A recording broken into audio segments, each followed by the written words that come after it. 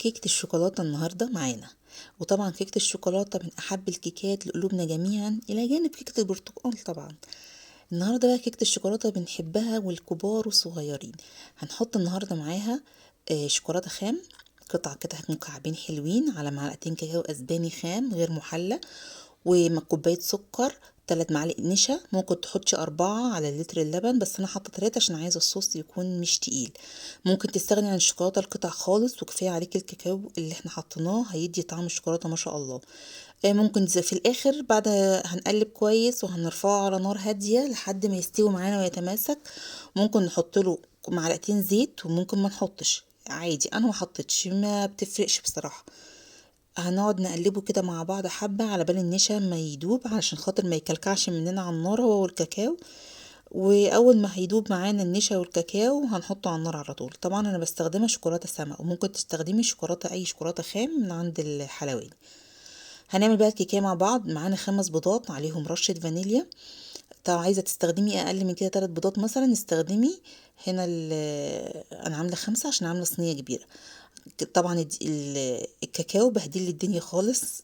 هحط بقى فوق ال5 بيضات دول، حطيت رشة ملح، آه، معلقة صغيرة او نص معلقة صغيرة كربونات الصوديوم، وهحط كوباية زيت، وهحط كوباية ونص لبن، لبن دافي مش بارد. احط كوبايه ونص الاول سكر اهو معانا. ممكن تقللي السكر او تزودي حسب ما بتحبي طعم الكيكه ايه، بس هو السكر ده مظبوط.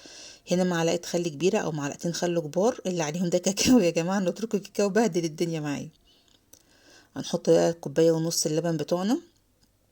بصوا مش بالترتيب، يعني اللي عايز يحط زيت الاول لبن الاول حطوا قلبوا، ما فيش اي مشكله والله، هتطلع معاكم جميله جدا ما شاء الله اللهم بارك يعني.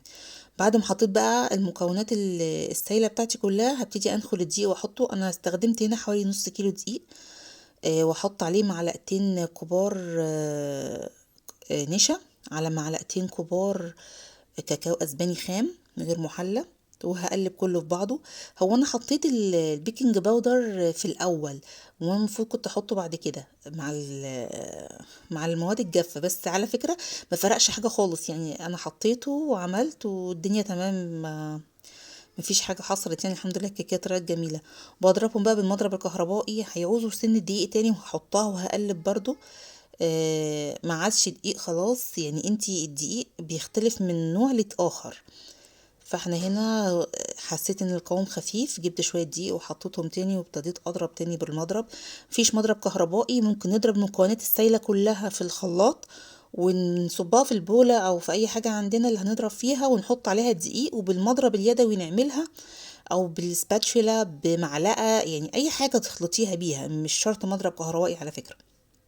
ممكن نعملها في الكبة عادي خالص، يعني لو في كب متوفرة. بعد القوام ما وصل معانا القوام الوسط ده، ولا هو خفيف ولا هو تقيل، الصينية بتاعتي مدهونة سمنة كويس، وهفضي فيها القوام الخليط بتاعي. هدبه بس دبتين كده علشان اطلع منه الفقاعات دي، عشان بتبقى في النص كده عاملة هوا جامد، وهدخله في الفرن. بصوا بقى الصوص بتاعنا ما شاء الله اللهم بارك استوى بقى جميل ازاي. هنا الصينية بصوا، اللهم صل على سيدنا محمد صلى الله عليه وسلم، جميلة جدا ما شاء الله اللهم بارك، وطلعت عالية وحلوة. هديت معايا حاجات بسيطة في الفرن، هطلعها بالشوكة واقعد اديها خرم خرم خرم خرم كده، علشان خاطر اما اصب عليها الخليط يخش جواها. لو الخليط كان اجمد من كده كنت ممكن اسقيها بشوية لبن دافي كده علشان خاطر تطرى من جوه. بس انا الخليط بتاعي اصلا مش تقيل، انا عاملاه خليط مائل، صوص كده مائل للسيلان اكتر منه يكون تقيل. فمش هسقيها لبن، انا هخرمها بس وعشان الصوص يتوغل جواها كده وتبقى كلها شوكولاته في شوكولاته. واول ما اخلصها من التخريم بتاعنا ده هحط عليها صوص الشوكولاته. طبعا هي قعدت معانا في الفرن حوالي نص ساعة، ساعة الا تلت، كل واحدة برضو حسب الفرن بتاعها درجة الحرارة بتاعته. فدرجة يعني مدة التسوية دي بتختلف من فرن لآخر، زي بالظبط الدقيق لما بيختلف من دقيق لآخر. بس طبعا احنا بعد كل واحد حافظة عارفة فرنها، يعني انا عندي بعد مثلا نص ساعة ببتدي افتح اللي بيكون خلاص ما شاء الله اللهم بارك الكيكة تماسكت معايا، فابتدي بقى اشوفها استوت خلاص ولا لسه عايزة شوية كمان. في افران بتبقى عالية قوي بتستوي اسرع من الافران البطيئة. صبيت بقى عليها الصوص بتاعنا يعني بصوا شوكولاتة سايحة بجد يا جماعة، يعني مكعبين الشوكولاتة اللي بنحطهم في نص الصوص ده واحنا بنقلبه في الاول بيخلوا طعم الصوص شوكولاتة طبيعي. يعني طعمها اللهم بارك ما شاء الله ولا حول ولا قوة الا بالله. ولو ما فيش شوكولاتة الكاكاو الاسباني اصلا حلو. خدوا بالكم الكاكاو العادي بيبقى فيه حاجات خشنة وفيه حاجات بتقرقش كده في البق مش حلو خالص.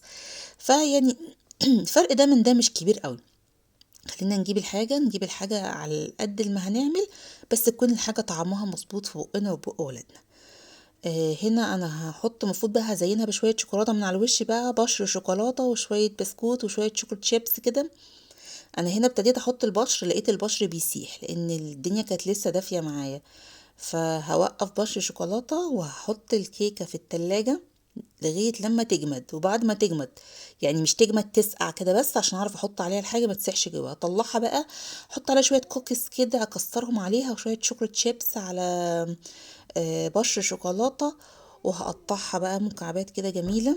يعني بصوا كانت خطيرة اللهم بارك.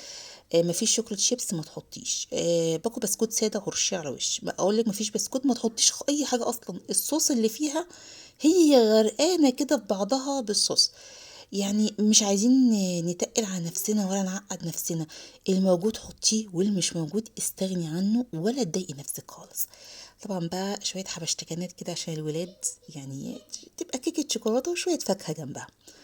نخرط حتتين تفاح بلدي بتاعنا الجميل ده اللي طالع طازة كده اليومين دول، استغلوا بقى التفاح طالع اليومين دول وكلوا منه، عشان بصراحة التفاح في الأيام العادية غالي زيادة عن اللزوم. فاحنا بنجيب من الوقت بقى بزيادة نحطه في كل الوصفات بتاعتنا، كيكة تفاح، فطيرة تفاح، كيكة شوكولاتة نحط جنبها التفاح مفيش أي مشكلة. مع خرط صباع موز كده وادي لاولادك حاجه نظيفه جميله في البيت انت عاملاها بايديكي، غير حاجه الشارع خالص اللي مش مضمونه ومليانه مواد حافظه، حتى لو مضمونه فيها مواد حافظه، لكن دي حاجه ناتشرال انت لسه عاملاها بايديكي في البيت. فنتمنى ان كل الامهات يحاولوا مع اولادهم ان هم ياكلوهم الحاجات دي، ونحاول ان احنا نقدمها لهم بصوره حلوه بصوره جميله تجذبهم زي حاجه المطاعم، عشان يحبوا ان هم ياكلوها اكتر من ان هم يجيبوها من الشارع او يشتروا حلويات او الشيبس والحاجات اللي بيجيبوها من الشارع دي كلها مواد حافظة وبتجيب امراض، ربنا يا رب يبارك فيهم ويحفظهم. لو لسه بقى بتتفرجوا معانا على الفيديو ياريت تطبقوا الوصفة وتصوروها لنا وتبعتوها لنا، وياريت بقى ما تبخلوش علينا كده بكومنت حلو وبلايك وشير للفيديو عشان كلنا نستفيد مع بعض، ونشترك في القناة. وبألف هنا على قلوبكم وعلى قلوبنا، وإن شاء الله بإذن الله تطلع معاكم أنجح ما أنا كمان عاملاها. والسلام عليكم ورحمة الله وبركاته.